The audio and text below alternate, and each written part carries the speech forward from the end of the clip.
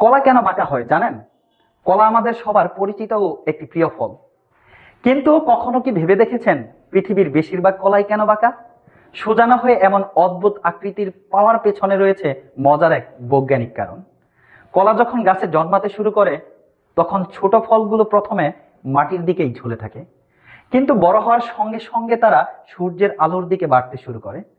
একদিকে পৃথিবীর মহাকর্ষ শক্তি কলাকে নিচের দিকে টানে, অন্যদিকে সূর্যের আলো পাওয়ার জন্য কলা উপরের দিকে বাড়তে থাকে।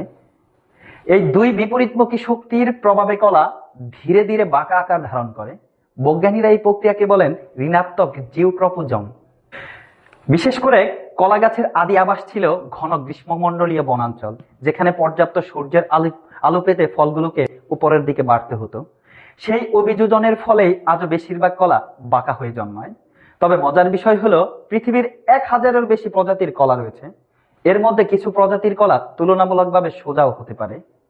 তাই পরের বার কলা খাওয়ার সময় মনে রাখবেন, এর বাঁকা আকৃতির পেছনেও লুকিয়ে আছে প্রকৃতির এক চমৎকার বিজ্ঞান।